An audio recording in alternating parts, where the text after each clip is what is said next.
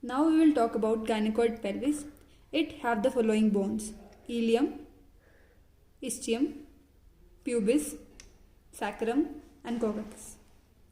We will talk about the parts of the pelvis. First, about the pelvic brim. It is formed posterior to anteriorly by sacral promontory, sacral ala, sacroiliac joint, iliopectineal line, iliopectineal eminence, superior ramus of the pubic bone and the upper border of pubic symphysis. Parts above the pelvic brim is false pelvis and below it is true pelvis. Now we will talk about the pelvic diameters. First, of inlet. It will have 3 anterior-posterior diameters. First, from the sacral promontory to the upper border of the pubic symphysis. This is also known as anatomical conjugate.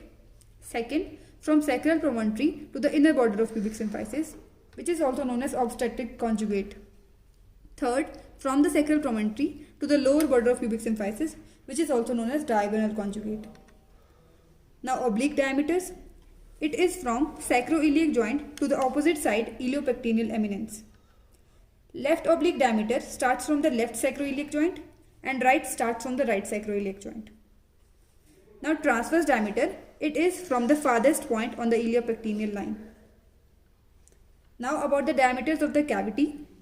All diameters, anterior, posterior, transverse and oblique, are equal.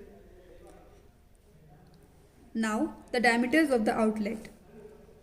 Anterior posterior diameter from sacrococcygeal joint to the lower border of pubic symphysis.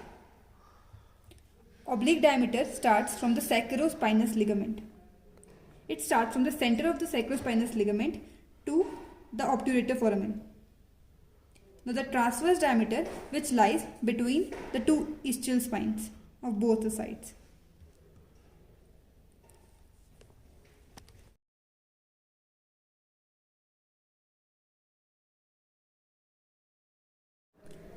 Now we will be explaining the mechanism of labor in left occipito-anterior position.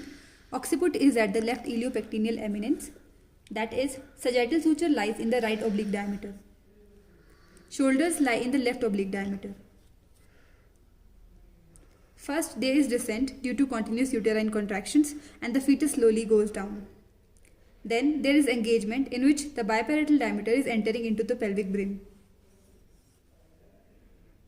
The descent is continuous throughout the labor.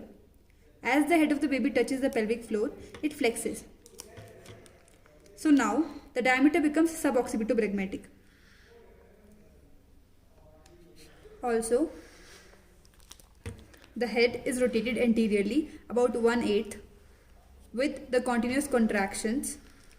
So there is a twist in the neck due to anterior rotation as shoulders still lie in the same plane. The widest biparietal diameter now escapes below the subpubic arch.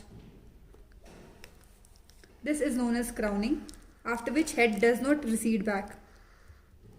With more contractions, the head is born by the process of extension. Now, the twist in the neck is released, which is known as restitution, as the head comes back to its earlier position. Now, the anterior shoulder, which was earlier towards the right iliopectineal eminence, rotates anteriorly and comes behind the pubic symphysis. This internal rotation of shoulder is visible outside as rotation of the head with good contraction.